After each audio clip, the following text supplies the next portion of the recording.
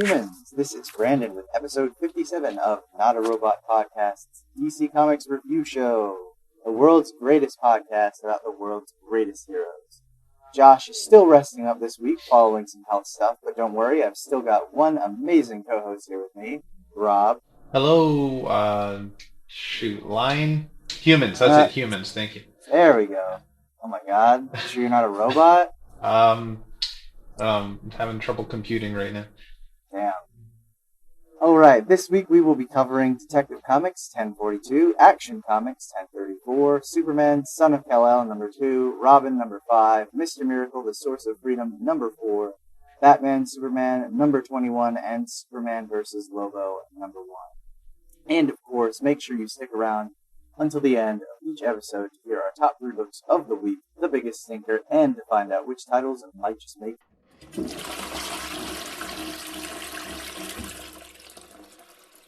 the dump list. But before we get going with the show, I just want to say thank you to all of our Patreon supporters who help out with $1 or more a month. And thank you listeners too. Like, download, and share episodes so we get more listeners and bring you more content. You can access our Patreon. You can get access to our Patreon and the rest of the Not a Robot Podcast shows at notarobotpodcasts.com. So with that out of the way, let's get into some news. Rob, what's up with you this week? Oh, what's up with me? I ate some bad gravy last night. Oh no! We got this. How do you describe it without giving away the name? So it's one of those services where you order a recipe and they send you all the ingredients, and you just cook it and everything's ready for you. It's really good, but I cooked an onion gravy last night with our roasted chicken, and it tasted delicious, if not very oniony. My wife does not like onions, so I had the entire pot to myself. I did not finish the gravy, but it did not sit well. Oh, that's not good. How you feeling? Feeling better now. Okay, that's good. It's definitely an interesting choice. Yeah, nothing new here on my end. Just I'm pretty much all moved in at this point. Nice. So just kind of getting settled in. School has started again for me, so that's slowly starting to ramp up and taking over your life. Yeah, and piling on more work. So I really had to kind of pick my moments of when I could actually read my books for this week and then type out some of the summaries. So it's a little more scattershot for me, at least, where some of my summaries are concerned. But hopefully it's not too bad.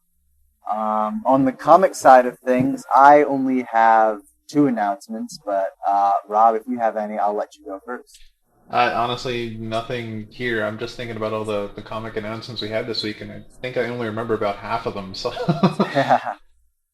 yeah. Well, I like I said, I only had 2, so I'll mention them. But if I forget anything, please feel free to mention anything else. Yeah. But I would say probably the biggest piece of news. I wonder if we should start with the biggest or save that one for last. So actually, maybe I'll start with something quicker. Yeah. Before we get into the big one, but we got our first look at the. Excuse me. We got our first look at the Aquaman: The Becoming series. Our first look at issue number 1. That is, of course, from Brandon Thomas with art from Diego Ortega. Inks from Wade Von Grawbadger. That was tough. And colors from Adriano Lucas. Not sure who's doing the letters. We don't know yet. But, we basically just got the preview, and it looks beautiful.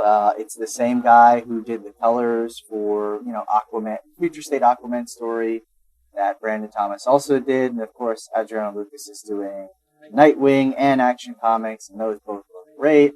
So already this is a beautiful and very vibrant looking comic, at least from what I can tell. But it definitely looks like it's going to be an interesting story.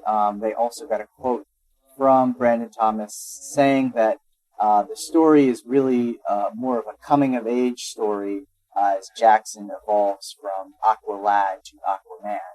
And even though the series starts with Jackson kind of being in a good place in his life, getting lessons from Arthur Curry and Mira and apparently Batman as well.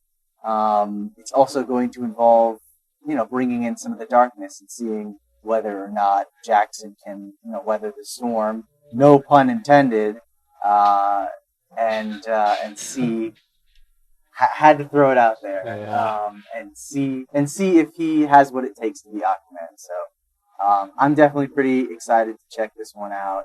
I didn't realize this was a Pride book. I thought, for some reason, I think I just thought those were for Pride Month, but that's super cool that they're keeping the branding there. Hmm.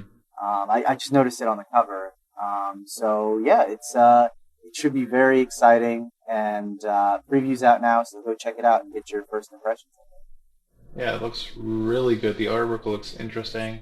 I kind of hope this is interesting because I'm a huge fan of Arthur Curry as Aquaman, and I have no problem with. Oh my God! Oh Jesus, Jackson. Sorry, becoming Aquaman as well because you could have this. Look at the Flash. You can have multiple heroes with the same title. But I Mm, wouldn't mind if he graduated from Aqualad, because let's face it, that title itself is just dated, and just become something else. Whether it be Aquaman or just give him his own name, like how Garth became Tempest mm. and graduated from Aqualad. Now Jackson becomes something else, maybe Storm. That might be too Yeah. copywritten though, but Well, it sounds like, and again, I'm not entirely sure, but I did get to read the preview, and this was the vibe that I was getting. But it sounds like, much like with John, uh, Jackson will kind of be pinch hitting for Arthur while he's on Mars, or some other type of mission, basically that requires him to step away for a little bit and someone else to fill the role. And it sounds like he's kind of been prepping Jackson for that role. Although it is interesting that he didn't approach Mira or Tempest with that. My guess would be, Mira's obviously busy, the Queen of Atlantis, and I don't even know where Garth is at this point, what he's doing. I think the last time we saw him was in Justice League Dark, but maybe he's yeah, helping them. I'm not entirely sure, maybe. but Well, I think he's like being Atlantean Royal Guard or something like that. I don't know. maybe. But yeah, I hope we do get a little bit of and this is kind of a side tangent, but I do hope we get a little bit of Garth in this series too, because that was something that we were promised during Rebirth. Uh, this kind of partnership between Garth, who's Tempest obviously, and Jackson, Aqualad, and they were gonna kind of have like a mentor-mentee relationship, but we never really get to see that because, after Death Metal, the book kind of pivoted.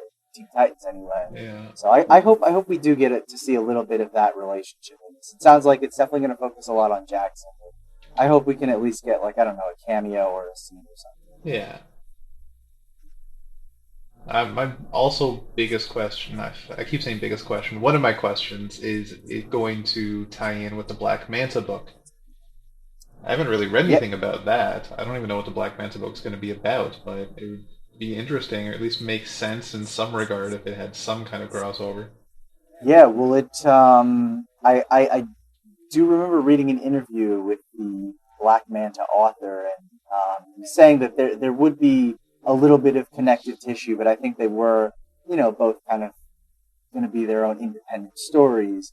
That being said, there's definitely going to be some kind of linking thread between them, because we obviously have that connecting cover from Francis Manapul of Aquaman becoming number one, and Black Manta number one. That's a great cover, by the way. Hmm. So, yeah, I don't know what the full connection is going to be, but it sounds like there's going to be at least some kind of minimal connection. So that'll be interesting.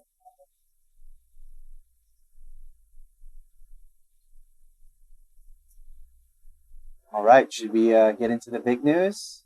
Yeah, let's go for it.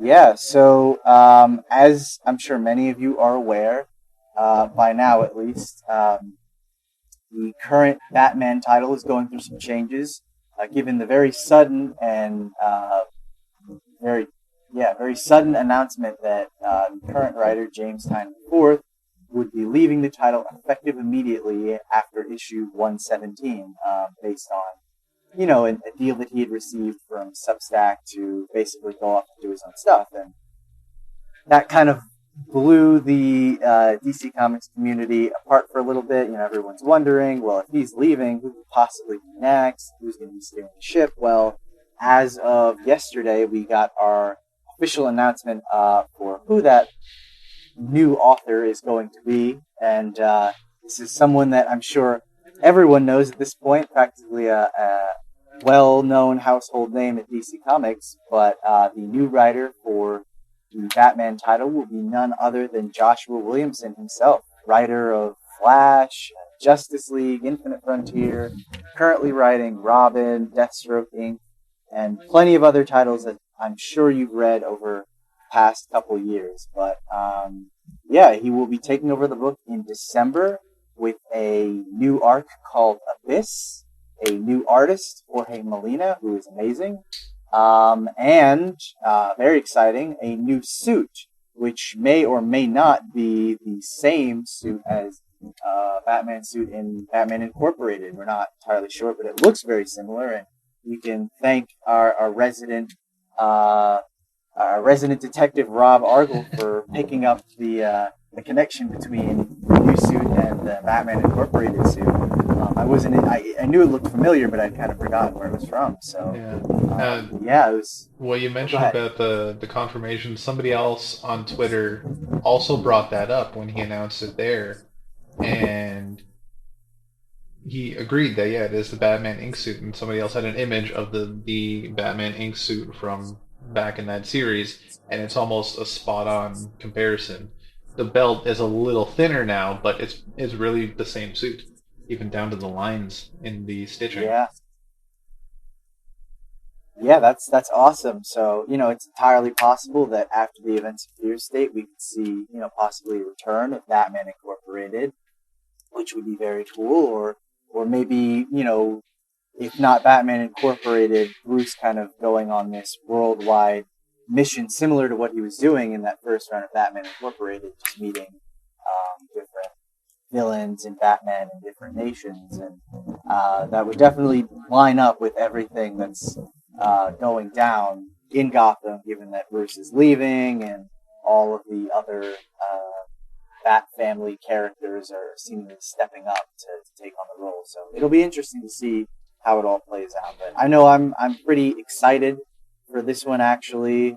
Sometimes changes can be a little bit frustrating, especially if they're very sudden. But Joshua Williamson was actually one of the people that I was kind of jockeying for to take over the Batman title after Tom King left in 2019. And it was between him, Tom Taylor, and Christopher Priest, who had done an arc in Deathstroke called Deathstroke vs. Batman. And I was like, oh, so great for the book. So I'm glad he's finally getting a crack at it. I think he's definitely a great choice, and obviously has experience writing Batman and Bat Family in some capacity, as we've seen in both Batman and Superman, as well as various other Bat Family titles and short stories and stuff like that. So it should be pretty exciting. How are you feeling, Rob?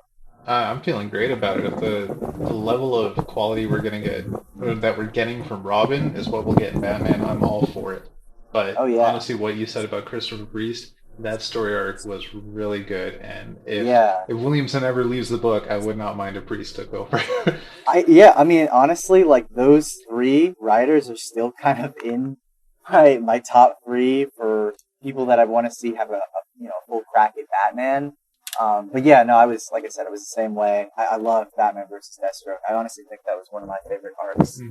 That entire run I thought was great. I ate that. Oh yeah, it was phenomenal, and I was just like, man, he just has such a great and unique voice for Bruce, and really did a great job kind of showing the weird parallels between Bruce and Slade. So I was like, sign me up. And then obviously Tom Taylor.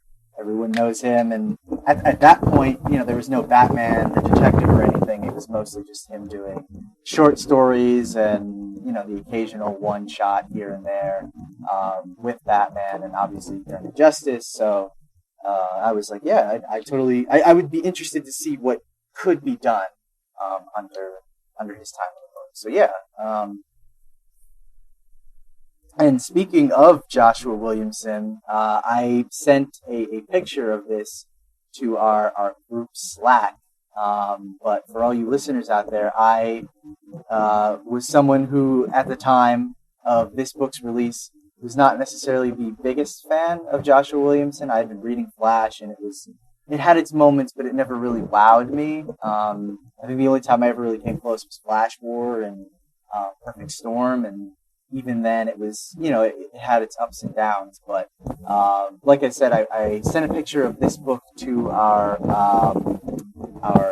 Slack channel, and I kind of mentioned that it was fate that I finally was able to find it, but I picked up the first volume of Justice League Odyssey.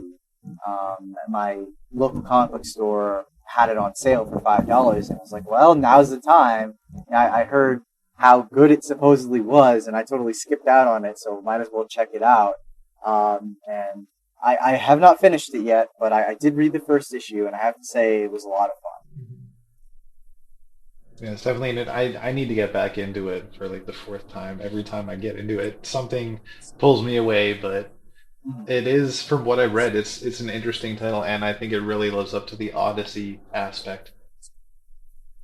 Yeah, it just like I said, I think I was kind of going in like, I'll give it a try, and it's not like I paid a ton for it, so we'll just see. But yeah, no, I mean, first issue was really fun. It had really great artwork, and it was just fun to see like a cosmic, Justice League story, and they're riding around in Brainiac's ship and everything.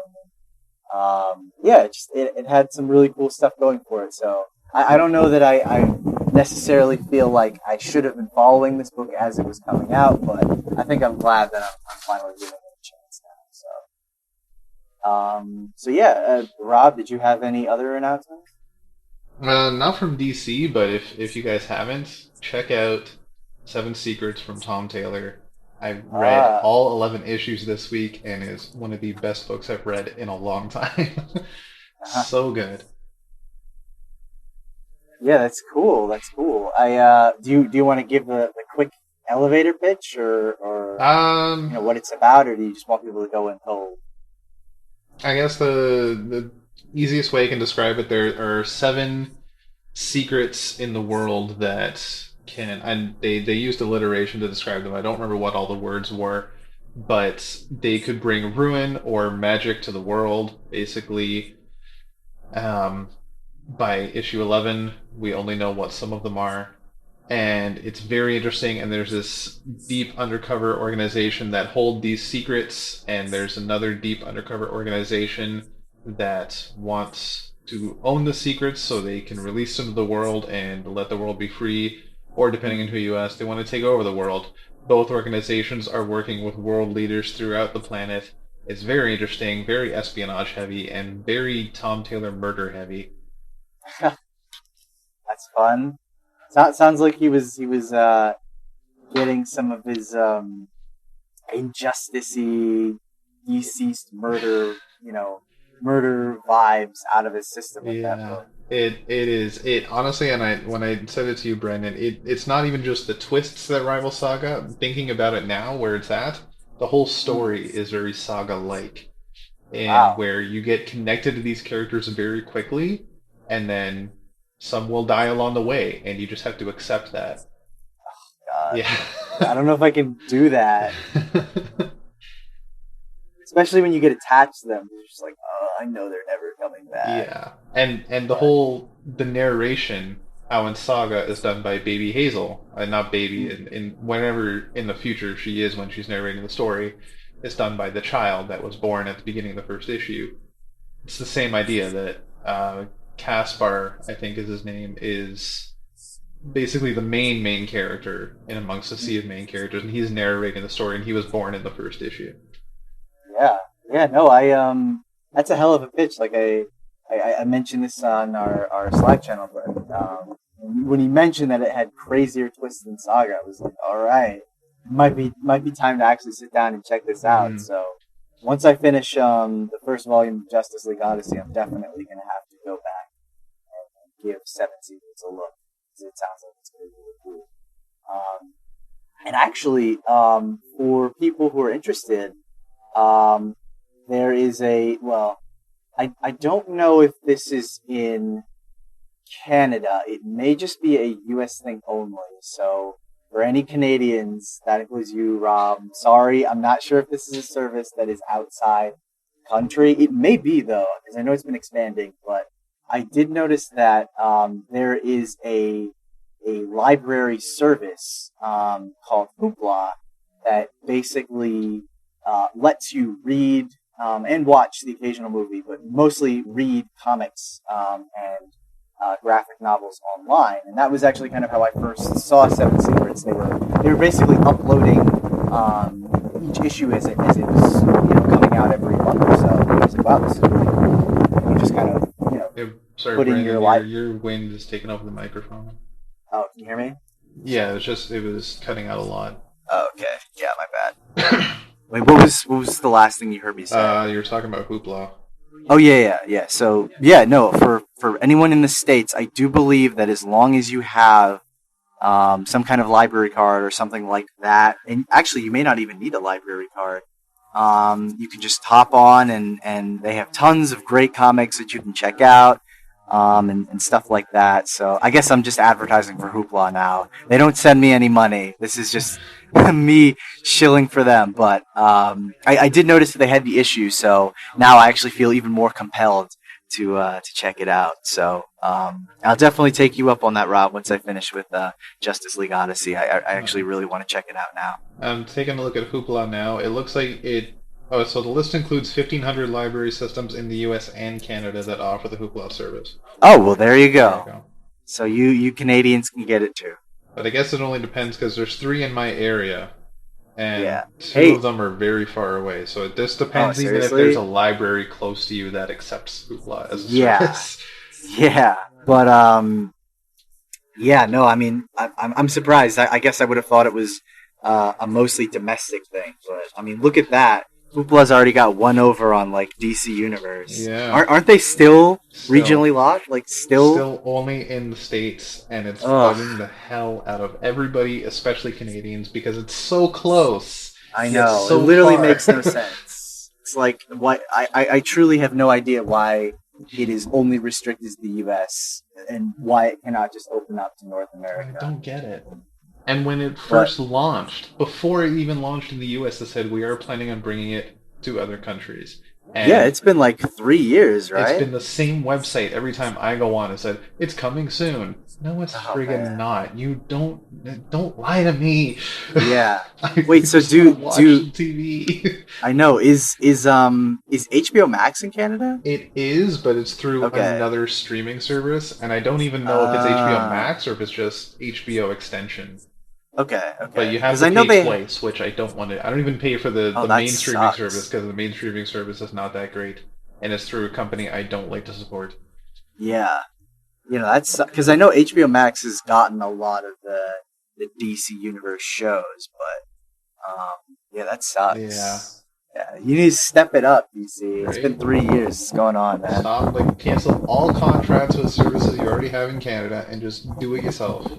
Yeah, I will exactly. pay for that because I'm not paying for the stuff you're already offering. Exactly. All right. Well, we've wasted enough of your time. Let's get into some comics for this week. Right. So, Before we begin, I just want to bring to attention that through all the changes in the listings that we had for today, like who's doing what, I did get a little confused and I made a mistake. I did not write a synopsis for Superman versus Lobo, but I will do it live and in color, so it will be good.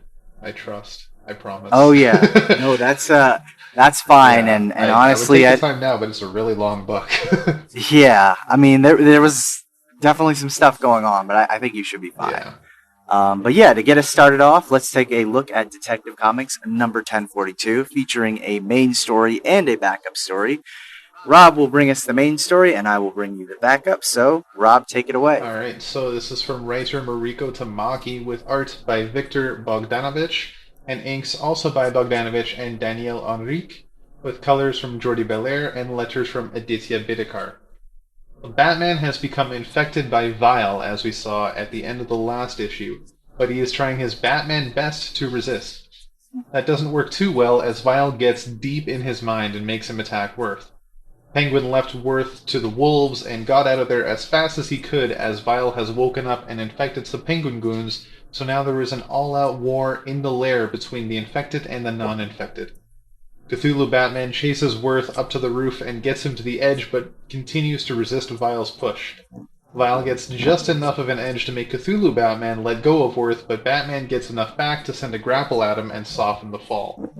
Meanwhile, Huntress has entered the fray looking for Batman, but is taking goons down everywhere at the same time, because she's a total badass. She comes across Vile, but before she can do anything, Batman comes crashing in and attacks Vile so hard it sends the parasite flying out of his mouth, leaving Huntress to shoot it out of the air with her crossbow. Hours later, Vile dies in hospital, and Bruce and Helena visit Sarah Worth's grave.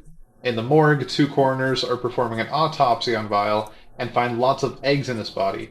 Some are moving, and some move away into the vents. Ugh, disgusting. So I thought it was a very good ending to this story. It leaves it open enough for more if needed, but ends enough to be satisfied, and we could just move on to the next story now. And I thought that was brilliant.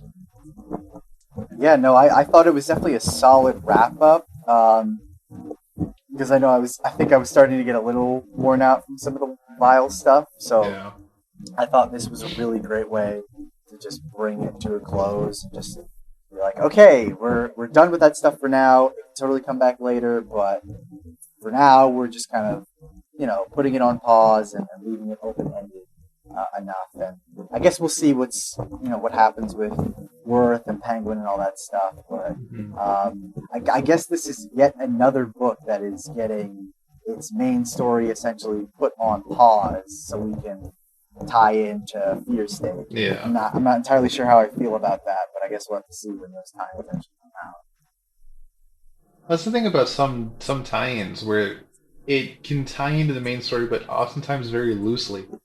Where it's not like this character is just pausing everything they're doing just to go take care of something else. It's just like there's a loose connection somewhere. Yeah, and I worry that it's going to kind of break up the momentum of the main story, where it basically feels like you have to take, a month or two away from your main story just so you can have a tie-in to an event. But we'll see. This offered great art, great writing, as we've seen before. For me, it's quickly becoming one of the best books DC has to offer, if it's not already in the top 5. And so this main story got an 8.5 for me. I'm excited to see what Tamaki has to do with Fear State, and just even after that, going forward. Yeah, me too. And I think I still think she has a great voice for Bruce and for Huntress and really for all of these characters, and has kind of created this interesting, very grounded and gritty dynamic in Gotham City, and I'm totally here for it. So I gave this one an 8.25. Much like you, Rob, I thought it was just a very solid wrap up to the story, and I'm definitely interested to see where it goes next. But we're not done with Detective Comics because, as I mentioned, we have one backup story, and that is Countdown to Task Force Z, Part 2. Excuse me, I should correct my statement. The main story is called The Road to Task Force Z, but the title of this particular installment is What the Fuck is Task Force Z, Part 2. I guess the full title is Deb Donovan in What the Fuck is Task Force Z, Part 2. I guess it could technically be What the Shit is Task Force Z, or it could be anything, any expletive. Yeah, any expletive you want it to be. That's what we're working with this week. But this is, of course, brought to us by writer Matthew Rosenberg with art from Max Rayner, colors from Diego Rodriguez, and letters from Rob Lay. So, coming immediately off of the last issue in which Red Hood had sneaked into the apartment. Did I say sneaked? Had snuck into the apartment. It's funny you say that because I almost did the exact same thing this week. I wrote down sneak into the side. Oh my god. Did I really just say that? Whew. It's been a long week, guys. This is following immediately after the last issue in which Red Hood snuck into the apartment of Deb Donovan to snack on her food. And of course, Red Hood must have had a pretty big appetite because Deb and Jason decide to head to a diner where Deb orders a black coffee and Jason orders a full platter of meal, Like everything on the menu. including a hamburger, drumsticks, spaghetti, and a salad because I guess he was real hungry. But in this case, Jason and Deb are talking about some changes within Gotham City. In particular, the bodies that have gone missing in the morgue in recent times.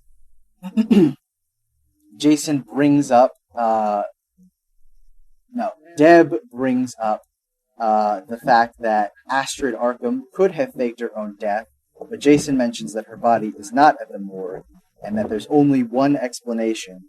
Even though she is dead, she's still missing. There's something else that's going on here. After Jason leaves, Deb checks in early in the morning to type up a story and make some contact with other sources, and we get a sense of Deb's daily schedule working at the Gotham Gazette. She is able to get a little bit more information on the missing body story for connecting with Vicky Vale and telling her that one of the sources she had been, I guess, schmoozing up for an article, Deb unfortunately had to steal. Vicky is not happy about that. Deb is able to find out about a mysterious meeting that is going on down at the Gotham Medical Examiner's office, to which Jason is able to find out by tapping into Deb's phone, which he later reveals to Deb after he confronts her in the middle of her stakeout.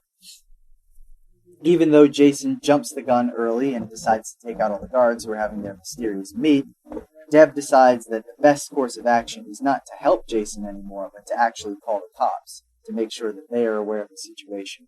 Unfortunately, Deb is knocked unconscious before she can take any action. Her bloody phone is left on the street. Super engaging story. I was a little disappointed that Derek Robertson was not returning on art duties. I thought he did a phenomenal job on the last issue, but I still think this is a lot of fun. And as kind of a march towards Task Force Z, I have to say it's definitely getting my interest, in the upcoming series just raised more and more with each issue. So I'm definitely here for it. And I also gave this story an 8.25 out of 10. For me, it actually would have been an 8.5 out of 10, but even though I did like Max Rainer's artwork, I do have to admit it was a little bit of a downgrade for Derek Robertson, and I kind of would have preferred him to have stayed on. But other than that, I had no problems with it. I love this version of Jason. I love that he is kind of continuing on this new path of, not being quite as lethal, still trying to do what's right in Gotham City, and of course, I think showing off a little more of his detective chops, which we got to see in Urban Legends and definitely here, and I like that. A lot of cool stuff. How did you feel, Rob? I loved it, and I'm really excited for where this is going. At least with these two, with Deb Donovan and Red Hood, it's a very unlikely team up that I'm loving, Yeah. and I hope that continues throughout the entire story. Yeah, for sure. And just how much of an appetite does Jason have? It's like I don't we've know, never seen him eat before, and now all of a sudden he's eating constantly. Maybe, but it doesn't even look like he finished his food. No. So I'm like, I don't know what's going on there, but yeah, he was definitely really pigging out. Oh, maybe because you know how zombies are. They just eat. Maybe that's maybe he's becoming a zombie. Oh my goodness! I hope not. I mean, technically he already is. Depends on your definition of zombie. Yeah, he technically is. Someone who is dead but is living, but you could technically say that about all the Robins. You could technically say that about 90% of the DC heroes. Exactly. Who hasn't died at this point? But cool stuff. Oh, yeah. Sorry, did you give your score? So for this backup, I gave an 8 out of 10, which overall gives an 8.25 for the whole book. It's a solid issue. Yeah, nice. My, like I said, main story was an 8.25 for me. Backup was an 8.25, so that just averages out to an 8.25. Excited to see where this is going. Even though, like I said, we're taking a little bit of a break on the main story to tie into Fear State.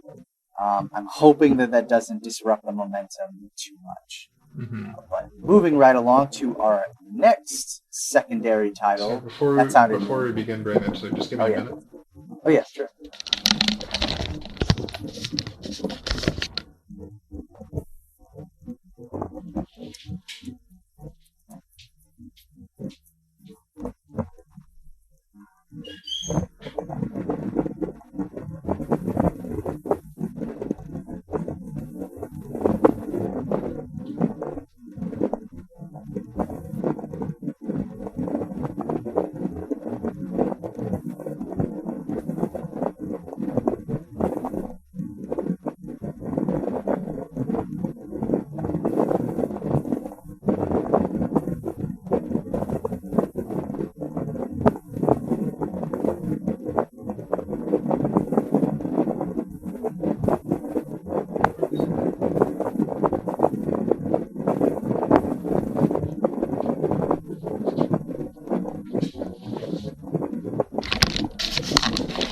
Alright, sorry about that.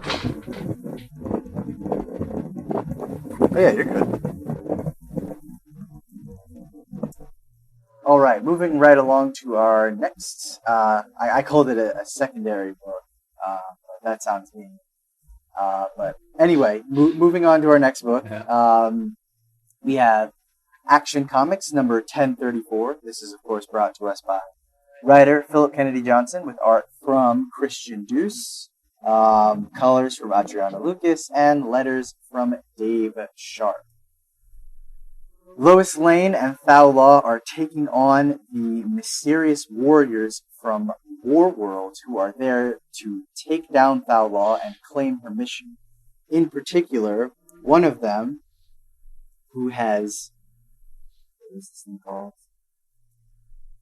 Oh, I wrote it down and I was like, what the hell is this thing called again?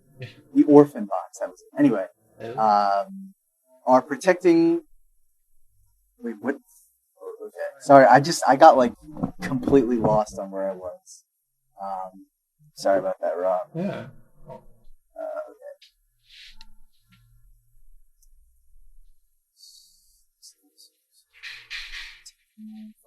So from a weapon known as the Orphan Box, one of the warriors in particular mentions he will use against Lois and Thao Law. One of the warriors happens to get the upper hand on Thao Law and Lois before snapping the necks of the other Warworld prisoners staying in the Fortress of Solitude. In her rage, Thao Law lashes out against the warriors and burns them all to a crisp.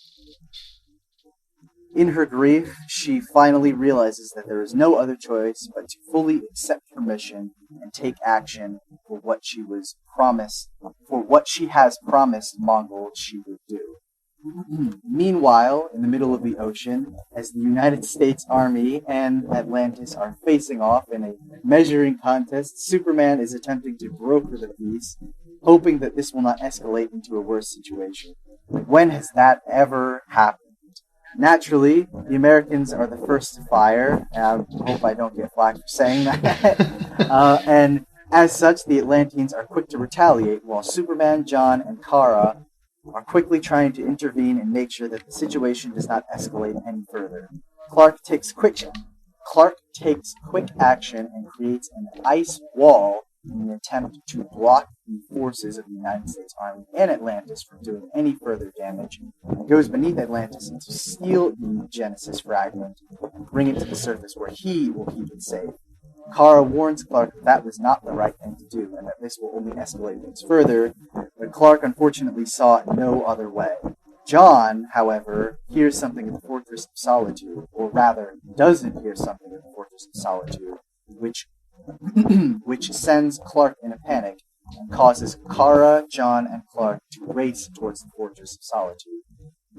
Upon entering, they see the charred remains of the entire phalanx of Warworld warriors. I'm not going to write that sentence again. The entire phalanx of Warworld warriors in addition to the dead bodies of the War World prisoners.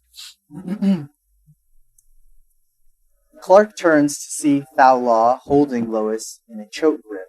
John is quick to react, but unfortunately, it appears that Thao Law, armed with the orphan box, has the upper hand.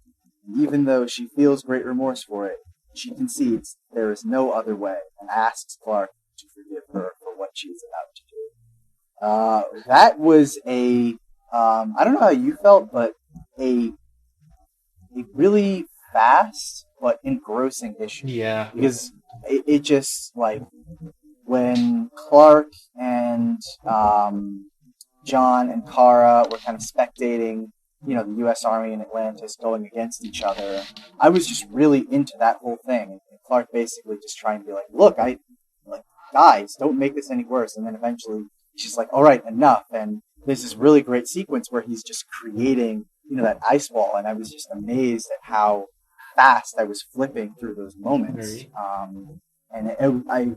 I think, there wasn't a lot of dialogue there, but even still, I think I was also just so engrossed in the story that I really just loved those moments. So I am just, seriously, I have kind of been, enjoying Philip Kennedy Johnson's run on Action Comics from the start, even though some felt it was a little rocky to begin with, but I am just consistently blown away with how much I am enjoying each issue. And it is just such a great and engrossing story for Clark and everyone involved. And never did I think I would be so entertained at watching the U.S. Army go to war with Atlantis. Just so engrossed in that story, and yet it has not. It hasn't gotten like hokey or silly or anything, because they easily could have made it into this whole thing. But it has definitely really kept me engaged so far. I do love the art from Christian Deuce, though I will admit I do kind of miss having Daniel Sampere on the art duties, and I could definitely tell the difference between their work. So while I did enjoy the way that he drew the action and other scenes, I think I'm hoping that he'll be back for the next issue. I'm pretty sure he'll be back for the next issue before he leaves the book. But other than that, I was just very, very satisfied with this particular issue of Action Comics. And actually, we'll get into this book later, but I definitely feel like, pretty much all of the Superman family books are on fire right now. Because, like I said, we won't get into the full review yet, but I was also very impressed with Son of Kal-El. So I'm giving this issue an 8.5. I just had a great time.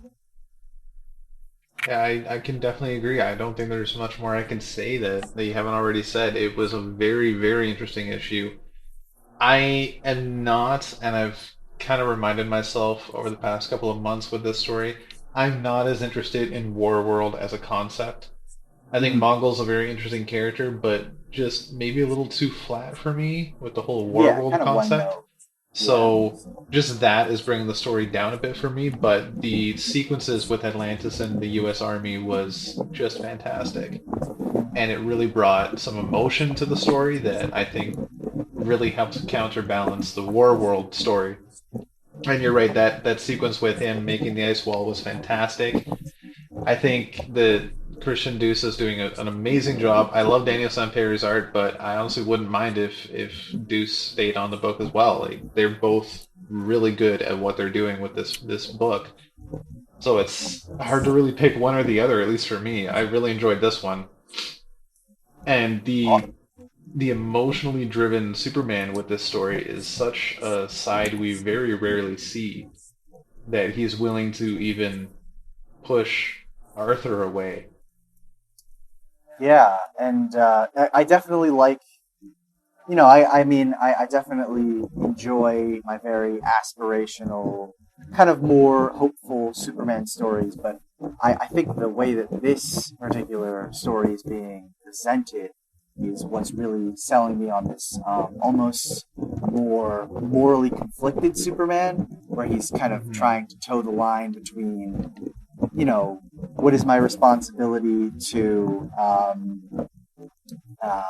my friends versus my responsibility to the world and making sure that everyone is safe and we're not, escalating things and going to war over something, silly like this fragment. He's just that stuff and the way that Johnson is presenting it for me is very, very well done. So I think that's why it's working for me right now.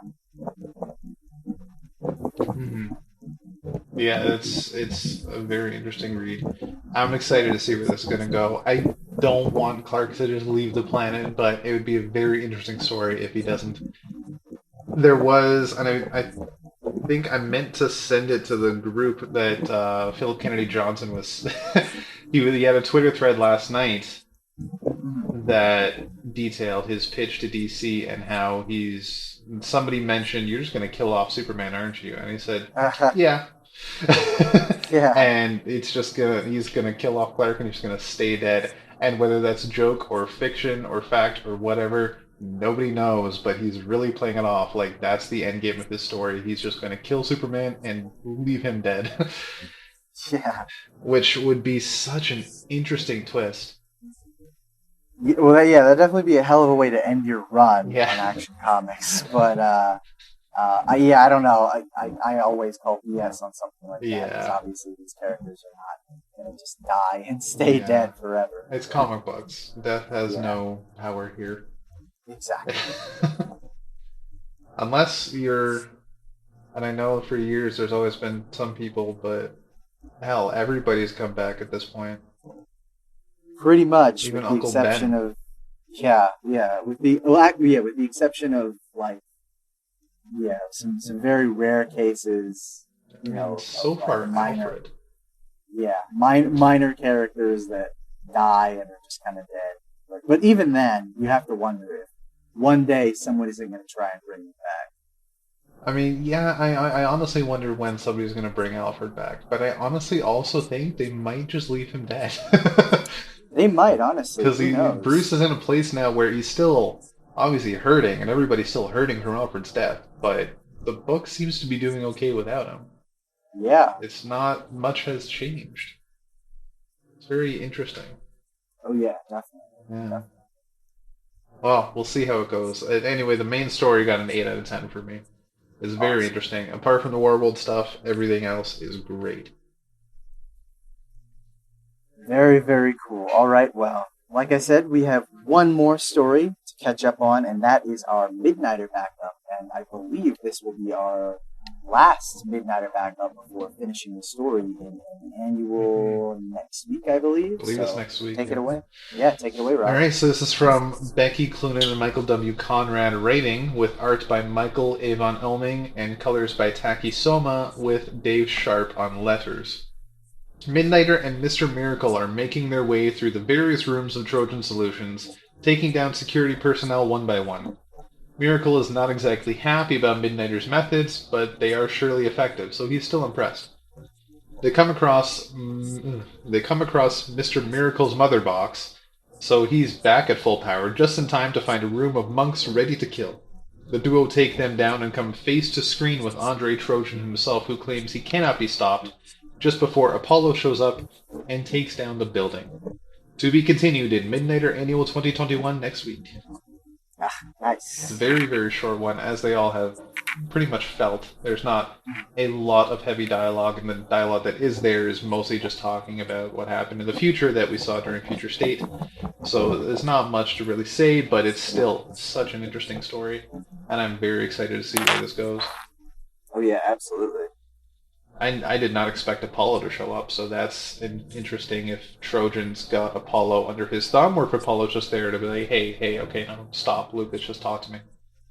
Yeah, and it'll be interesting to see how this ties in with some of the Authority stuff that is going to come later, as we saw with that cover for Action Comics. Because I'm not sure how Midnighter will, eventually get, I assume, Apollo out of Trojan's thumb and ready to help out Clark, but we'll see. Mm-hmm. Now, even more so, this creative team that's together, I would love to see them tackle more. It's got a nice mix of humor and action that I think Oming's art fits perfectly. So if they have any more stories to work on together, please just bring them. I think this whole team as a set is really good together. Yeah, super cool. Yeah. So this backup got an 8 out of 10 from me, which overall gave just an 8 out of 10 for the whole book. Yeah, this backup got a 7.5 out of 10 for me. I'm too lazy to do the math, so I'm just going to give this issue overall an 8.25. Fair enough. After these messages, we'll be right back. Now, back to our program. All right, next up, we're not quite done with the Super family yet, as we have Superman, Son of Kal-El, number 2, with a review from Rob. Take it away, sir. All right, so this is from writer legendary Tom Taylor. Terrific Tom Taylor. I love alliteration. With art by John Timms, colors by Gabe Elteb, and letters from Dave Sharp. Now introducing Finn Connors for All of a Morning. Finn is John's new secret identity while he attends college, and on his first day, before he even makes it to a class or even inside a building, a student arrives with a rifle and begins to fire into a crowd. John sacrifices Finn to save the day, and now everyone recognizes him. He takes the Jeep he drove in on and flies it to the moon. There he is met by his dad, who talks about the day's events and how small the world can really be. They have a nice father-son moment. John asks why he doesn't do more, but Clark responds with, "It's not his world. He can only lead by example. However, it is John's world, and he can do so much more with it." Clark takes John to the fortress to give him the key to the house and a new suit that was meant to be a rite of passage when he turns 18, but he tells John that he might be leaving for a while. So he gives it to him now. Back at home, John is watching the latest stream for The Truth. The Truth is reporting on a boat of refugees from Gamora that no country seems to be helping for fear of their home nation. John decides to act and takes the boat to Metropolis, where the refugees are immediately arrested. Whoa. Okay, I said the refugees are immediately arrested by John, but John once again intervenes and demands no restraints. Later on a rooftop, he is met by the man that runs The Truth, somebody he actually saved at the school, Jane Nakamura. He was extremely grateful for being saved, so he returned the favor by revealing himself, and now he wants to have a talk with John about the choice he just made with Gamora and how he will have to deal with their president, Henry Bendix. Oh, man. Now, just before we get into an island like Gamora, right? It must get a lot of storms. You'd think, like, with the leader, maybe they have a storm watch. They very much might, and they gotta watch out for storms. Yeah, and you would think, with someone who would watch over storms, you'd want someone who would really understand it. Yeah. Someone who knows a lot about weather, almost like a weatherman. Yeah. Almost. I don't know. So yeah, Henry Bendix. Yeah. Perfect choice. That was a twist I was not expecting. That was definitely a twist I was not expecting at all, and I was like, sometimes I'll flip through books, just to kind of see what the big thing is at the end. I shouldn't do that, but sometimes I'll do that. Too. Yeah, just to kind of see. But this one, I was like, all right, I'm gonna try and enjoy myself and see what it was. So when they got to President Henry Bendix, I was like, holy shit, the weatherman! Yeah. What are you doing here? What did you think of this issue? So, oh man. There's so much to unpack, but I'll try to keep it simple. So what I've written is Tom Taylor again delivers an interesting tale that fits into real-world narratives without getting too deep. The man is certainly a master of the craft, and the artwork's wonders. And goddamn, that reveal is just like all I can think about. It's such a wonderful book, and so grounded, but also so out there and super powered at the same time. It's very, very interesting the way he's had them mix. But really, Superman characters have always had a good balance of that, I find. But John is just, especially being half Kryptonian, half human, is just such perfect mix to fit a book of this narrative. I think it's brilliant.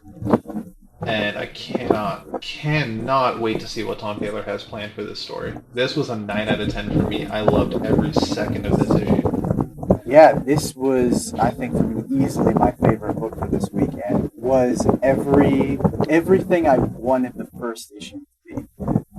because I was a little lukewarm on the first issue. It just felt kind of short, and it spent a pretty decent chunk of time, in a flashback with John, and it almost felt more like a zero issue rather than what a first issue should be. Like this, for me, was like, this should have been, like, if you are someone who is curious about starting this series, for me, this is where you should actually get your start, because it has everything that you would want for a good first issue. It establishes the dynamic of the main character. It shows their motivations. It really lets you get into their head. It shows what they care about. Well, I said their motivations, but basically all the stuff that's important. It shows what they can do and sets up some stuff for the future, and has the perfect cliffhanger introducing President Henry Bendix. So for me, this is the issue where I'm like, okay, I can settle in and stick with this series, and I'm excited to see where it goes. And I wish that this had been kind of that first issue to really get us started, because now I feel like I'm actually invested in it. So yeah, no, I really enjoyed everything about it. I thought the art from John Timms was amazing. I love the conversation between John and Clark. It's very very cute, but also very adult in a way, because John is grown at this point and certainly has a new perspective on things. It had a lot going for it. I love this version of Superman that John is kind of aspiring to be, and I think it will be really interesting to see how John comes to blows with the Weatherman himself. So you gave this issue a 9 out of 10. I gave this issue very, very close to that. I gave it a 8.75, but because I'm feeling generous, I will round that up to a 9. Very nice. Wonderful story. Tom Taylor just killing it. Yeah, and not permanently. Yeah. Hopefully. I mean, I don't know. That new character, Jay, may not be around for long, knowing how Tom Taylor can be. Yeah. So, and shit, even after everything you just told me about Seven Secrets, I think you would definitely know better than anyone to not get too attached. Yeah, definitely, especially with the Tom Taylor. But this is a Superman book, so it's got to be different, right? Maybe. See, you say that now, but it's like, well, you never know. Honestly, you just reminded me about Jay Nakamura. There was something I was going to write in my notes, but I completely forgot to. I could see Jay Nakamura. I know he's probably making it seem like Jay could be like a double agent villain type thing. Like he's going to use John's innocence for his advantage. But I could see Jay honestly being a genuine character and maybe even being John's man in the chair. I was thinking that too, or even kind of a more hands-on Jimmy Olsen.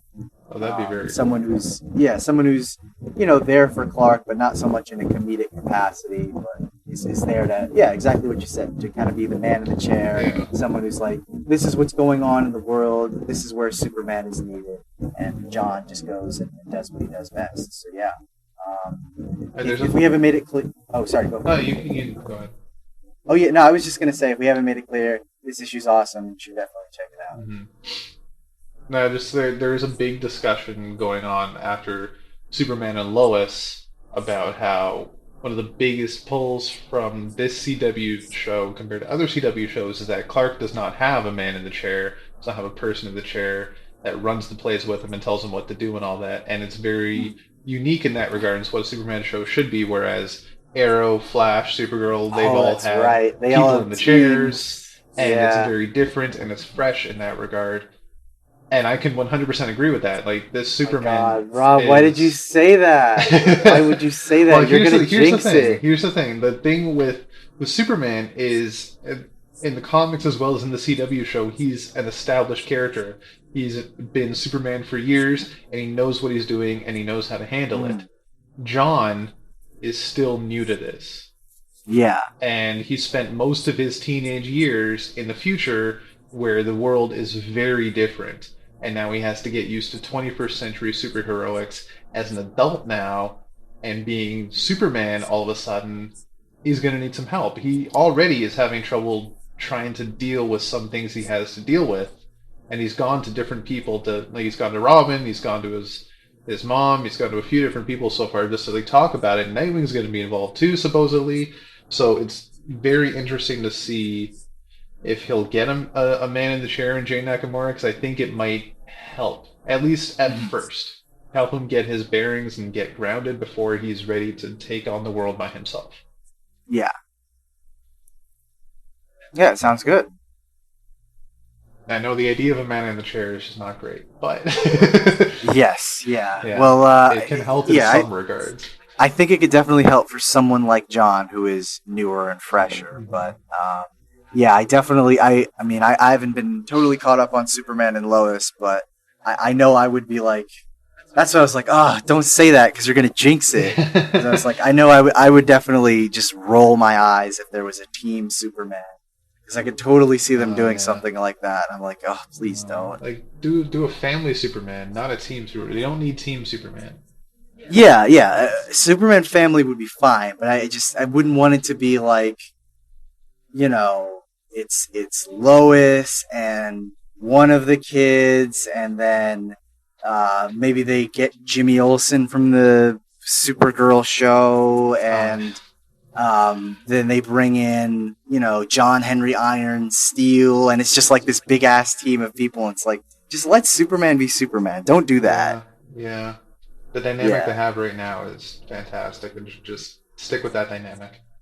Absolutely. Yeah, absolutely. Hang on. Give me 1 second. I just... Yep. Just gotta... respond to an urgent text.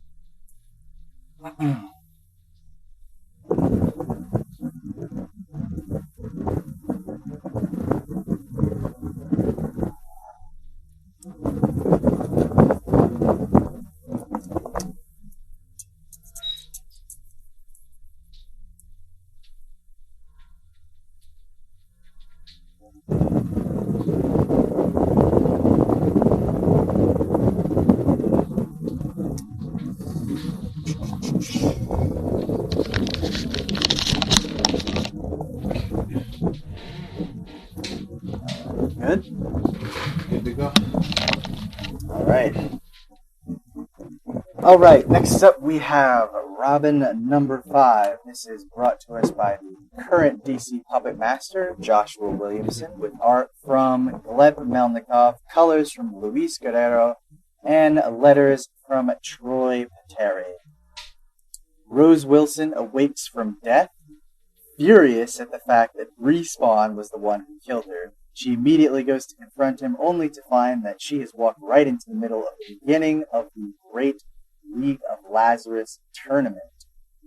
It seems that her death has triggered the chain of events to finally start the tournament, but Rose is not quite satisfied with that and needs to get her revenge as quickly as she can.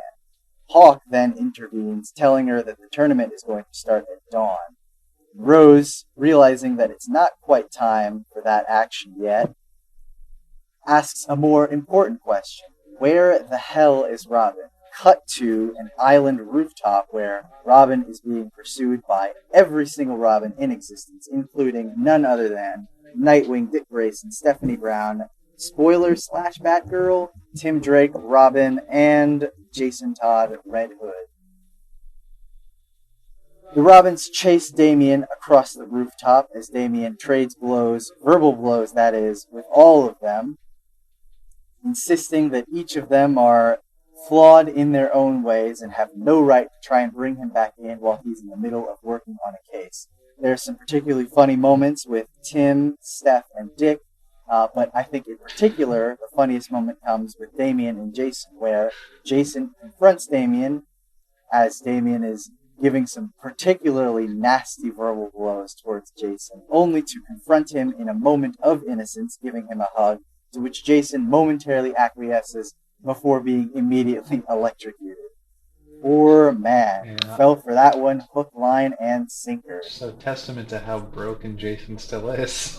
It really is. And I almost feel bad for the guy, because he felt like he was going to have a genuine moment, but I guess not. Fortunately, though, Dick is the one who is able to make a breakthrough with Damien, giving him a present and letting him know that they did not forget his birthday at all. Dick hands him what appears to be a trapeze bar. No, Dick hands him a trapeze bar with the title Versus the World, something that Alfred gave to him when he was leaving for college and still trying to figure it all out. This finally breaks through to Damien, who is able to walk away from his briefly cold persona to finally open up to Dick about his feelings towards Alfred, and his feelings towards Daphne in particular. Dick reveals that all of them have been feeling a certain type of way, but in particular, he understands what Damien is going through, and not only that, he understands that they have a certain kind of relationship that none of the other Robins have with Dick, because in his eyes, and I love this moment, Damien was his Robin. With that, Dick starts laying out some very fake and obvious yells, saying that Damien is quickly getting away, but obviously giving him a chance to escape, and when all the Robins arrive, informing them that Damien will be safe and needs to figure it out on his own. They've all been through it before, and it's his time to get through it. Meanwhile, on Lazarus Island, with the tournament just about to start, the League of Shadows are feeling particularly cocky now that Damien has been taken out of play, and Hawk will be victorious, only to find that Damien has returned and is ready to take action. With that in mind, Mother Soul, armed with the book that she exchanged certain resources for with the League of Assassins, informs all the fighters that now is the time. The demon that they had worshipped is lost, and the moment has arrived. The tournament can begin. Wow, this, like I said, this issue is just, this series is just so much fun to read, and if it wasn't for Superman Son of Kal-El, this probably would have been my favorite issue this week. I've been looking forward to it a lot. I love seeing a classic Robin reunion, or I guess in this case it was a Rumble, whatever you want to call it, but I think this is just a really great series and character study overall for Damien, and I cannot say how much I love that moment between Dick and Damien. They have such a unique bond that I feel like even though Damien is of course Bruce's son and they'll always have that connection in terms of being Batman and Robin, that's something that Dick and Damien always share, because they were both new at it, they were both trying to figure it out, and they both really bonded over it, and it was something that they'll never be able to lose, and no one will ever be able to take away that experience from them. I really just love seeing that kind of stuff. So for me, this was such a great issue. Had a lot of fun reading it, and it was tough that some of the other books this week were so good that this one was not quite my favorite, but still was really incredible. So I ended up giving this one an 8.25 out of 10. Very much, yeah. This was it was a very sweet issue, and sweet and touching in a way. Sweet is awesome, but sweet and touching as well. And seeing it just makes me really excited for the Robins book coming up. Oh yeah. Which I'm still confused about why they announced it so soon. I thought they were going to announce the winner of Fandom, but besides all that moment with Dick and Damien was just so nice, and that they're acknowledging that part of the Batman family history, I think is really good. Don't forget that part, because that was a very big moment. Oh, absolutely, and an excellent little shot in the background of, that iconic moment in Batman and Robin #2, where they first leap out of the flying Batmobile, basically ready to embrace their role as the new dynamic duo. I love that callback. Such a great way to kind of highlight their bond. Seeing that brief shot. So great stuff. Make you feel old for a second. That storyline is over 10 years old now. Oh my god. Jesus Christ. Right? That was pre-Flashpoint, and Flashpoint was 10 years old now. That was like 2009? Oh my god. Anyway. So yeah, just a great story, and I feel like we don't mention it enough for this book, but I really do love the art from Gleb Melnikov. I think he's just doing a phenomenal job in showing the action and emotion. I wanted to mention that in addition to the really great story for Williamson, I feel like the art is great here too.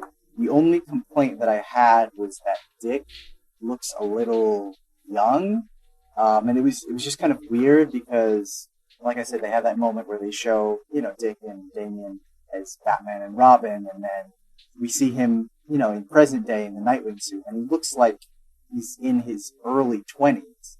And if you think about the fact that he was Batman probably a couple of years ago, it just seemed a little weird that he looks even younger. But that was my only minor complaint. Honestly, it was better than the way the artist drew Nightwing in that last issue where he was like super buff and he looked like he was 40. But yeah, other than that, I think that we don't give enough praise and good words to the art in this issue. It's really great. So, like I said, I gave this issue an 8.25 out of 10.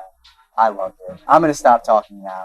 Rob, what did you think? So, yeah, I also loved it. I gave it an 8.75. And what I'm probably most excited for is that we can finally get to the meat and potatoes of this story. The tournament is going to be so good. And I really want to see Robin and Respawn just fight each other. Because they were lunging at each other at the last page. And it's going to be so good.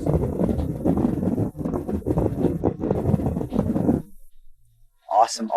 All right, should we move on to our next book? Let's do it. All right, next up we have Mr. Miracle, The Source of Freedom, #4. Rob will be taking this one, so go ahead, man. All right, so this is from writer Brandon Easton with art by Fico Ossio, with colors by Rico Renzi, and letters by Rob Lee. Shiloh has been saved by Oberon. Teleporting him to Oberon's home, he is reunited with Vito, his agent. After demanding some answers from Oberon, he introduces himself as the friend and confidant of 3 Mr. Miracles. Shiloh is very curious about the idea of there being 3. Oberon brings up Thaddeus, and Shiloh brings up bad blood for Thaddeus. This prompts Oberon to pull out a film reel that is Thaddeus Brown's memoirs. On it, he details how he found the Mother Box and what it can do, how he used it to become the entertainer he did, and how he found his wife, Dollar Morton. He also chronicled his efforts in the civil rights movement and how that helped him to become the champion of justice he is known for. Together with his wealth and his wife, he moved to Metropolis in Hobbs Bay and to make it a better place to live, with one step being the birth of his daughter Rose. As Shiloh points out at that time, that's also his mother's name, but his parents disappeared when he was a toddler. Thaddeus continues to describe how Rose grew and met and married a man named Solomon Norman, and how Darla was sick and never met her grandchild, Shiloh. When Shiloh was just starting to walk, he came across the Mother Box and activated it, which opened a boom tube to take his parents somewhere unknown. Thaddeus has since been looking, but never found the place they ended up. Now, with this knowledge, Oberon tells Shiloh the way to really open the Mother Box is to love yourself, a fact Thaddeus discovered too late. After a moment of doubt, Shiloh discovers the power through the assistance of his granddad's spirit, and is Mr. Miracle once more in a flashy new costume. Oberon then reveals he's found Never Free, but the bad news is she went to New Genesis. This was such a touching story, and I don't know enough about Thaddeus and Shiloh's history. I don't know if their relation is already existing or if this is a big revelation in this book, but I think it's a nice, very nice way to connect everything. Yeah, I think it definitely works for this. I think at this point, I mean, again, I don't know. I think I've kind of given up on trying to guess which continuity this is supposed to be. Yeah. I from what I can tell, I just assume it's on a different Earth or something like that. Even though the new gods are technically not. I don't want to be like that Glaven, like pushing up my glasses. Technically, because I hate doing that. Yeah. But even though I had to say, even though, and this is something that I see writers do a lot, but the new gods technically are not worlds that orbit the multiverse, or at least according to everything that I was told in Multiversity and the original New Gods from Kirby. It was supposed to be a plane of existence that was outside of the multiverse. But I see it a lot of the time where people are just like, let's just fly to Apocalypse, and it's like, I thought you can't do that without a boom tube or whatever. Anyway, yeah. Other than that, I think I've given up on trying to determine what continuity this was. But other than that, I definitely agree.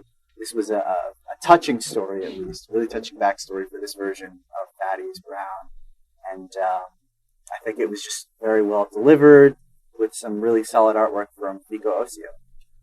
Definitely, I can agree. I think the colors here were really well picked throughout the issue, and especially for the film reel, because it gave a really good effect of watching a classic movie on a film reel like that. I thought was a really nice touch. Oh yeah. And speaking of film reels, that's a great way to segue into our next book. But we won't. Well, we won't do that before we give our scores. Yes. So I ended up giving this one a 7.75 out of 10. How about you? This was an 8.25 for me. Nice. But yeah, speaking of film reels and film serials, like I said, great way to segue into our next book, which features that very thing and more. That is Batman Superman. Written, of course, by Jean Luen Yang with art from Yvonne Reyes, inks from Danny Miki, colors from Sabine Rich, and letters from Saija Temafonte. This is the big finale of the Worlds of Tomorrow story arc. There will be, of course, one more coda before the book ends next month, but at least as far as the main crossover story is concerned, with the film serial versions of Superman and Batman, this will be the finale of the big epic story for them. This issue in particular picks up where the last one left off, with our heroes making their way towards the Fortress of Solitude, and Batman in particular contemplating on the fact that Ontario created their world. Does that make him God? Superman, of course, is there to kind of give Bruce the pep talk that he needs to not worry about that stuff so much. And oh wait, no, that's later. Excuse me. Superman is there to check in on Batman, to kind of inquire on what he's thinking. But the pep talk will come later. I skipped ahead, listeners. So forgive me for that. But before they can have their moment of clarity, they are attacked by Superman robots, launched by none other than Etrigan, who is currently making his home in the Fortress of Solitude. Meanwhile, in Metropolis, Alana Strange and El Diablo are fighting off the demon hordes and trying to survive as long as they can for Batman, Superman, and Robin to make their efforts to shut down Ontario and Etrigan's plans. Fortunately, however, they are able to convince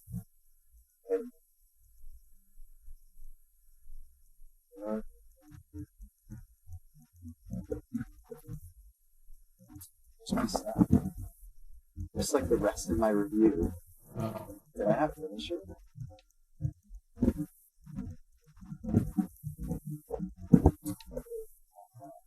Sorry, 1 second.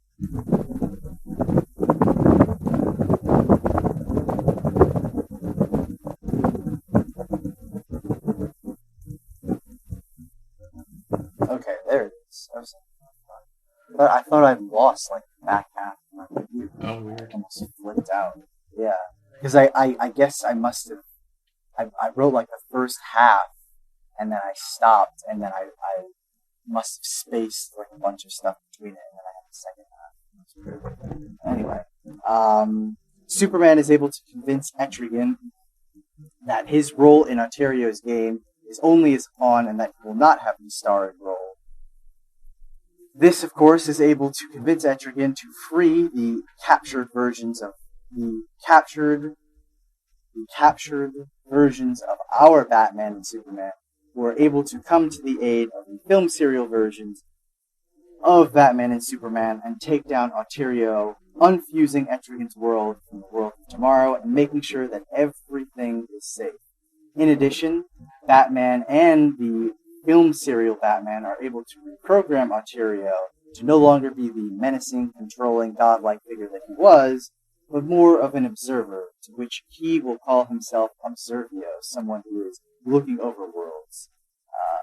Alana Strange, after discovering that her father, Sardath, was using his own technology to send the creatures from Etrigan's world into the world of El Diablo, decides to leave Ran and return to her new boyfriend, I guess, El Diablo's world, to continue their merry adventures, while film serial versions of Batman and Superman also continue their adventures, seemingly, I guess, happy with the fact that they are, in fact, derivative copies of the original versions, but are content in living their lives with that fact.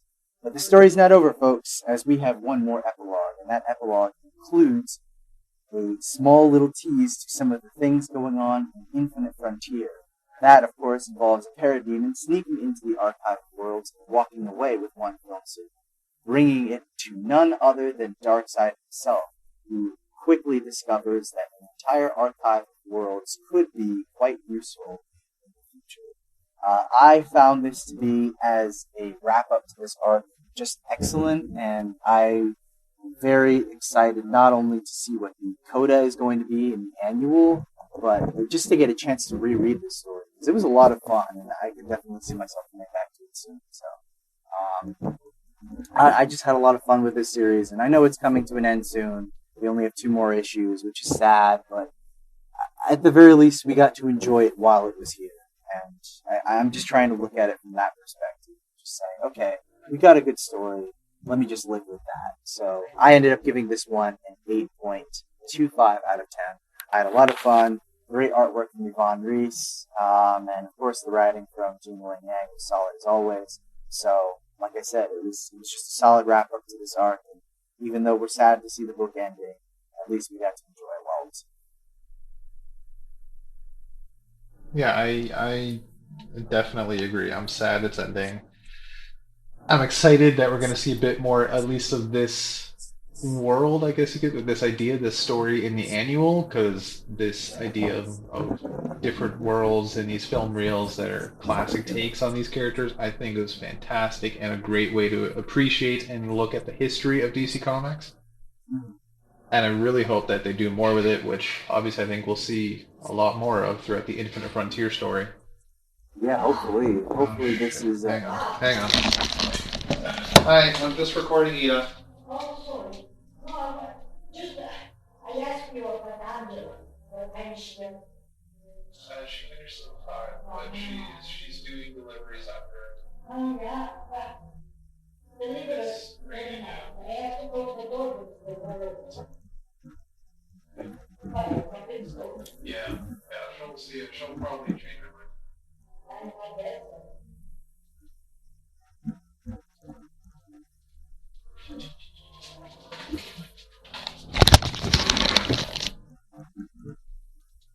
Sorry about that.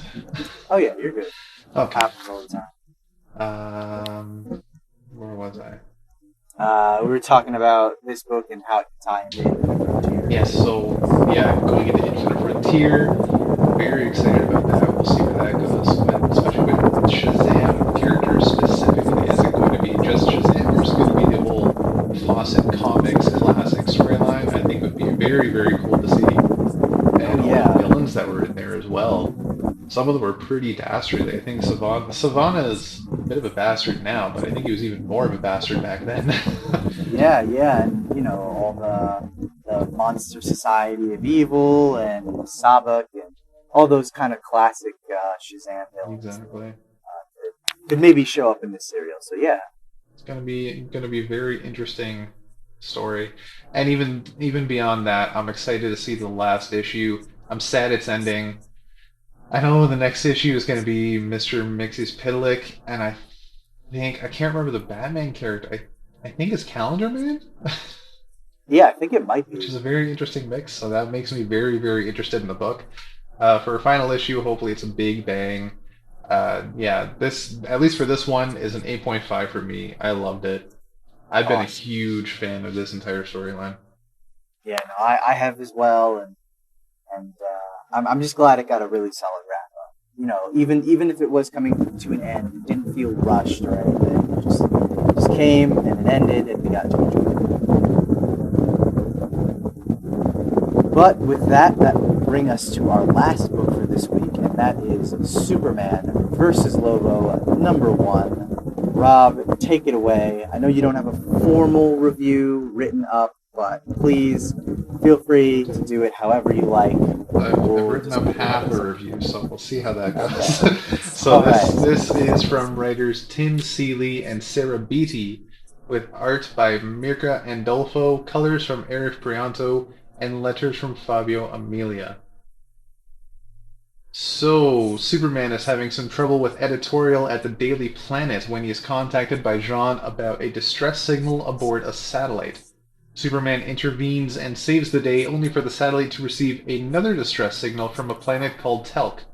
This signal was caused by a giant monster attacking this planet, specifically the resort portion, which happens to be the place one Lobo the bounty hunter is staying at.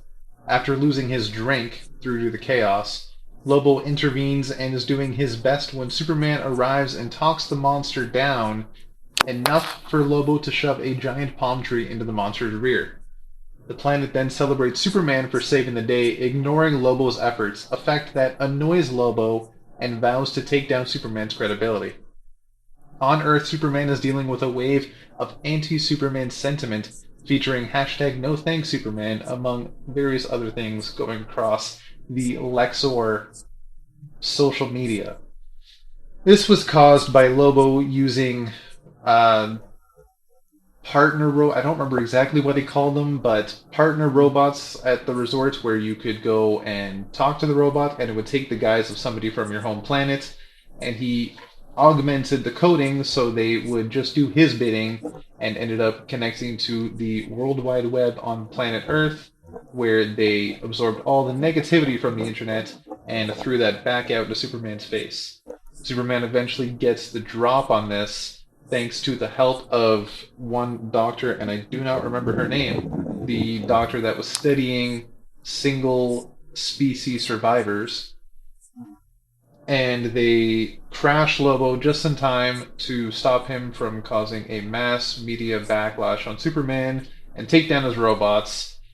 But the creature, which was called Newman, the monster from Planet Telk, arrives in time to thank both Superman and Lobo for saving the day and stopping him from going on a giant rampage, a fact which unfortunately happens when he changes his size and teleports in and out through dimensions. Sometimes he Yeah. loses control. And to thank them, he wants to bring them back to their original home planets and brings their planets back. Superman of... Oh god. 1 second. I forget Lobo's... Oh yeah, Superman of Zarnia and Lobo of Krypton. So he brings their home planets back and teleports them to their home planets, where Superman is now on Zarnia and Lobo is on Krypton, and neither of them know where they are, what happened, or why this is a thing. So it was a very interesting issue. Lots of interesting characters. There's a Yeah. big story. I hope my synopsis did it justice because there was a lot to talk about. I could be going Yeah. on for a half an hour. I do enjoy views from our own world, especially with the negativity and lies on social media. But it's a very touchy subject for me. It might be a little too close to home. This other pandemic of misinformation is not going away as easily as Superman thinks it will, and it's very very it's a very touchy subject right now, I think. Yeah. But I still enjoyed the story. but it didn't feel like a Black Label book to me. It felt like just another issue. Apart from the length of the story, I think that's the only thing that really made it feel like a Black Label book or be fitting for a Black Label book. Like there was the obvious gore at the beginning of the issue from Lobo, but it wasn't much gore, and it's gore we've seen in normal books as well. So that oomph to give it the Black Label status, I feel wasn't really there. So I was kind of confused why it's a Black Label to begin with. Yeah. All in all, I gave it a 7.5. It's an enjoyable story, if not a little lengthy at times, and it's a lot of story, especially considering it's, what, 52 pages, and it's got 3 books in the series. Um, that last page is a really big twist and can offer a lot, but considering how many pages are in each book, I figured that's going to be done in the second issue, and God only knows what's going to happen in the third one. So far, we haven't really seen much of Superman fighting Lobo, so it's very, I'm going to say very interesting. It's definitely different from what I was expecting, but it's still enjoyable. 7.5 for me. Yeah, this one was okay. I think it had interesting moments, and I think the writing was solid in some places, not so much in others. I definitely heard what you were saying about social media, and I agree, because that can be a very touchy subject. Listeners will know that's why I'm not even on Twitter anymore. I mean, I created a new account to thank the creators who helped me do interviews at Terrificon, and that was it. I have not touched it since, because I was pretty adamant when I left, Twitter about a year ago. I was not going back because it was just it was bad for me. And like I said, I think this issue definitely has some interesting moments, but on the whole, it just kind of fell flat for me. And I think Mirka Andolfo is very strong as a penciler and can be, but I just don't know that Superman was the right choice for her, because there were just some panels where Superman was really kind of wonky, especially the suit and his face. And I think you need a really bombastic artist for a book like that, or even, I don't know, something that kind of works a little bit more with Superman, and this just didn't feel like it was there. So again, we'll see when we get to the end, but this was an issue and a series that I was going to elect for the dump list. Mm-hmm. Not terrible by any means, but on the grand scheme of things, it was just kind of okay, and I didn't really see any need to keep reading this story. Yeah, I'm also nominating it. It was on my nomination for the dump list. Yeah. It's sad to say, but it is a very, very big book for not much to talk about. Yeah, and I think that it might be like a decent read in trade at some point. I have no doubt that it will be, or even when the story is complete, I might go back and check it out.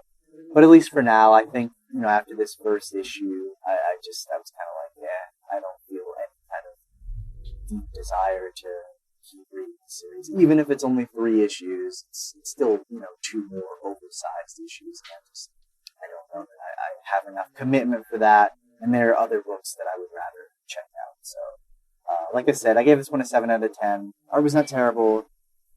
I just don't believe it was the right fit, and the story was just kind of okay for me. Mm-hmm. Yeah, the art, I can say, also just is kind of weird. I enjoyed the art, but it made it feel like, at least with the characters and the story and the art, made it feel like I was watching an episode of Superman the Animated Series, which, again, is just completely out of the blue for a Black Label title. Yeah, and it did kind of remind me of that episode from Superman the Animated Series where he first meets Lobo.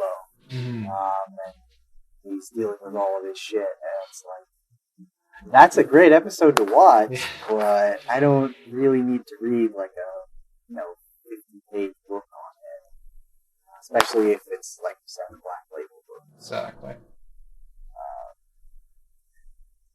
Oh, right. Yeah, if I didn't give my, I go don't ahead. remember if I gave my score. If I didn't, 7.5 for me. It was enjoyable, but just kind of weird.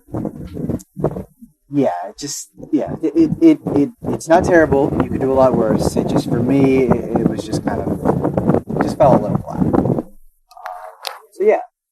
All right, now that that's done, let's break down our top 3 books for this week and a standout moment if you have one. Rob, I will let you start us off. All right, so number 3 is Batman Superman. Very fantastic run. Very good issue. I'm sad to see it go. There's not much more I can say. The art is fantastic. The panel work and the layouts for the stories are just amazing and something you've never seen before. Oh, yeah. It's really, really good, and definitely now that the story's done, definitely pick it up as a trade. I imagine the entire story arc will be in one book. It's just something that should be on everybody's shelf, I think, if not just for the artwork. Number 2 is Robin. Very touching book, and just very exciting to read, especially with the tournament coming up. Number 1 is Superman, Son of Kal-El. Again, amazing story. Tom Taylor's knocking it out of the park. Yes, sir. And my best moments, I would say, I had a hard time thinking about it, but I think Damien's touching moments with Dick Grayson, with that throwback to Batman and Robin back Damn in you. 2009. That was my moment. It's a great moment.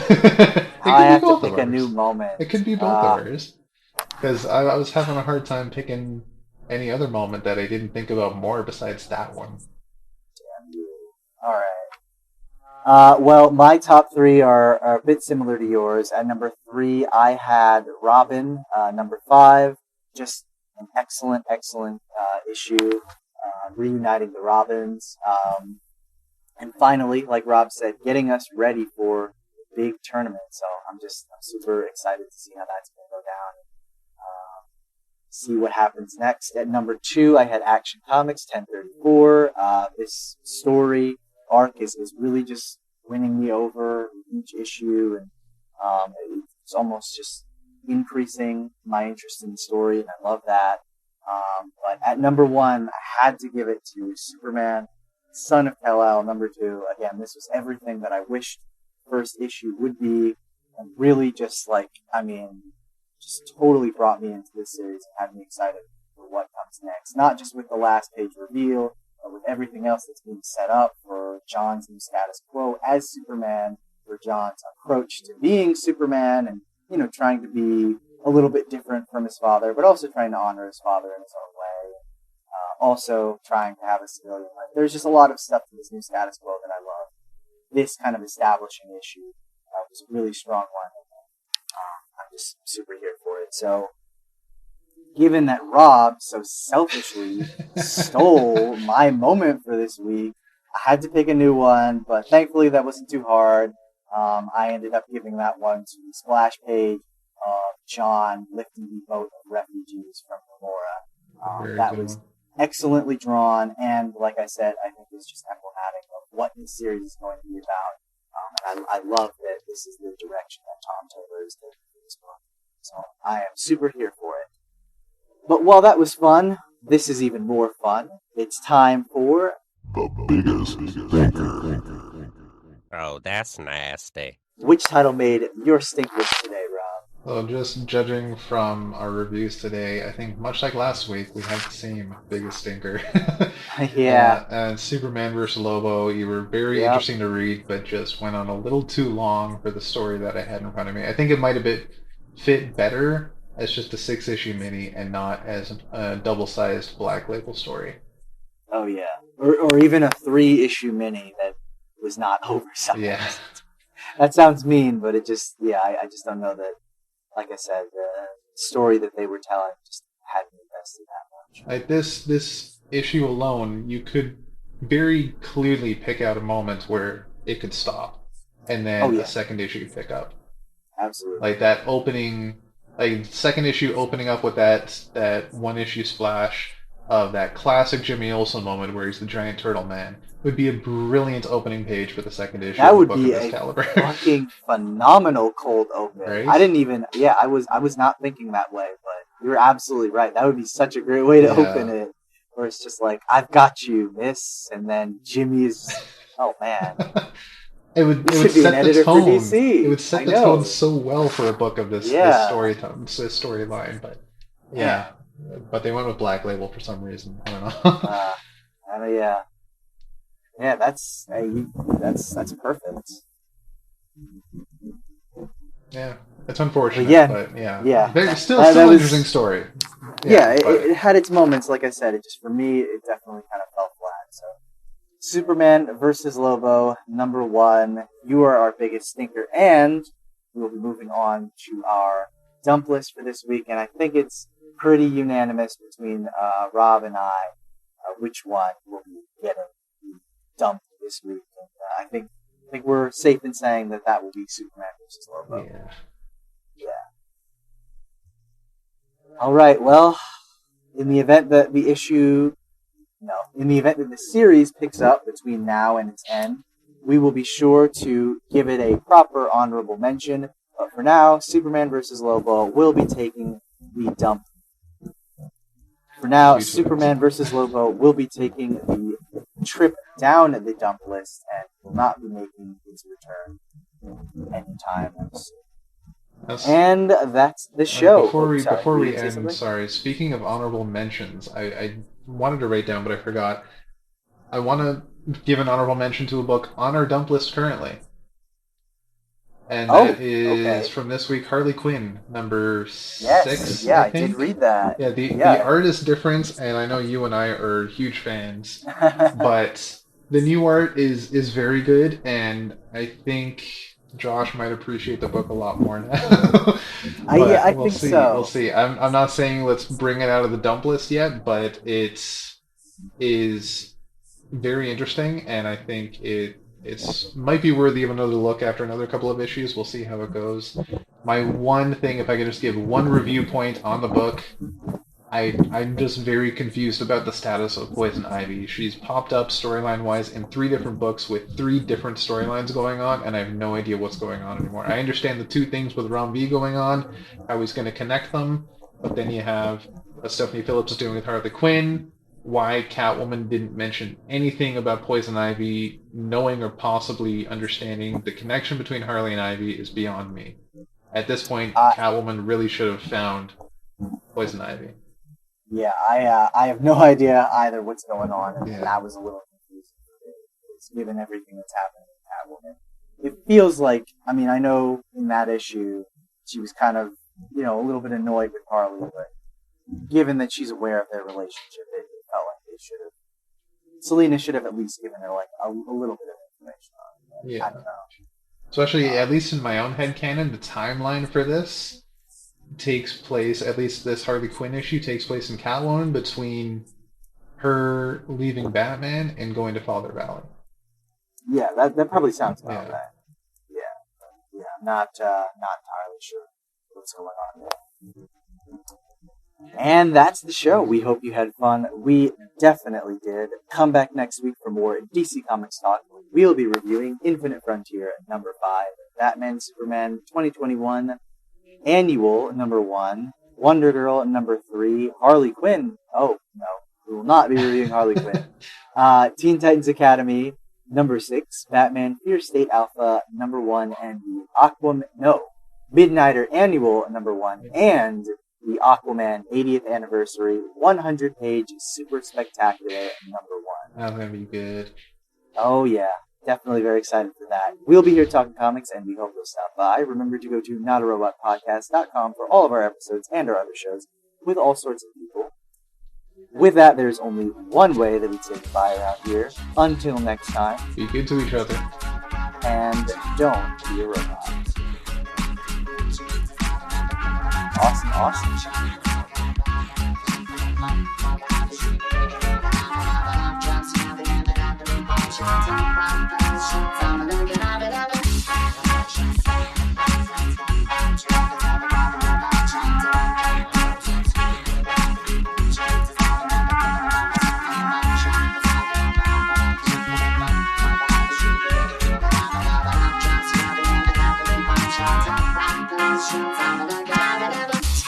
Just